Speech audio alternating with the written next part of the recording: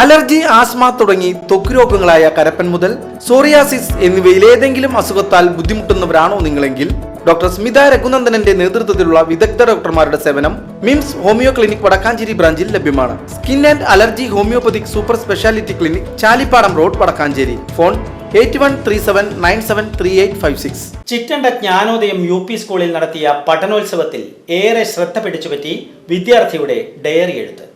Chittanda Jnanodayam UP സ്കൂളിലെ 3ാം class വിദ്യാർത്ഥി മിസ്ബയാണ് ഡയറിയിൽ അനുഭവം പങ്കുവച്ചത്. അസുഖത്തെ തുടർന്ന് ക്ലാസ്സിൽ ഹാജരാകാതിരുന്ന വിദ്യാർത്ഥി സ്കൂളിൽ തിരിച്ചെത്തിയ ദിവസമായിരുന്നു പഠനയാത്രയുമായി ബന്ധപ്പെട്ട് കലാമണ്ഡലം സന്ദർശിക്കാനായി പോയത്. ആ മനോഹരമായ പഠനയാത്രയെക്കുറിച്ച് വിവരിച്ച ഡയറിയിലെ വരികൾ പഠനോത്സവം ഉദ്ഘാടന വേദിയിൽ വെച്ച് തന്നെ ഗ്രാമപഞ്ചായത്ത് വൈസ് പ്രസിഡന്റ് ബിന്ദു ഗിരീഷ് വിദ്യാർത്ഥികൾക്ക് മുന്നിൽ വായിച്ചു.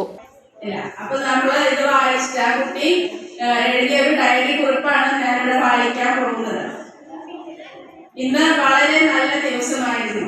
എൻ്റെ തൊണ്ടവീക്കം മാറി ഇന്ന് സ്കൂളിലേക്ക് പോയി. ഇന്നത്തെ ദിവസത്തിന് ഒരു പ്രത്യേകതയുണ്ട്. ചെറുതുരുത്തിയിലെ കേരള കലാമണ്ഡലം കാണാൻ പോകുന്ന ദിവസമായിരുന്നു. 3ാം ക്ലാസ്സിലെയും 4ാം ക്ലാസ്സിലെയും കുട്ടികളെയാണ് കൊണ്ടുപോയത്. അവിടെ എത്തിയതിനു ശേഷം അവിടെ മുഴുവൻ ചുറ്റി കണ്ടു. നൃത്തവും പലതരം കലകളും പഠിപ്പിച്ചു കൊടുക്കുന്നുണ്ടായിരുന്നു. കാണാൻ നല്ല രസമായിരുന്നു. എനിക്ക് ഏറ്റവും ഇഷ്ടപ്പെട്ടത് ചെണ്ടമേളമായിരുന്നു. ഞങ്ങൾ അതെല്ലാം നടന്നു കണ്ടു. പിന്നീട് ഞങ്ങൾ ഭക്ഷണം കഴിച്ചു. പുറത്തിരുന്നാണ് ഞങ്ങൾ ഭക്ഷണം കഴിച്ചത്. അതിനുശേഷം പാർക്കിൽ കളിച്ചു. ടീച്ചർ ഞങ്ങൾക്ക് ഐസ്ക്രീം വാങ്ങിച്ചു തന്നു. ഞങ്ങൾക്ക് ഒത്തിരി ഇഷ്ടമായി. അവിടെയെല്ലാം കണ്ടതിന് ശേഷം ഞങ്ങൾ യാത്ര തിരിച്ചു. ബസ്സിൽ പാട്ടൊക്കെ വെച്ച് ഞങ്ങൾ അടിച്ചു പൊളിച്ചു. സ്കൂളിലെത്തിയ ശേഷം സ്കൂൾ ബസ്സിൽ വീട്ടിലേക്ക് പോയി. വിശേഷങ്ങളെല്ലാം ഉമ്മയോടും ഉപ്പയോടും പറഞ്ഞു. ഒരിക്കലും വിചാരിക്കാത്ത ട്രിപ്പായിരുന്നു ഇന്നത്തേത്. ഇതുപോലെ ഒരു ട്രിപ്പ് ഞങ്ങൾ ഇതാദ്യമായിട്ടാണ്.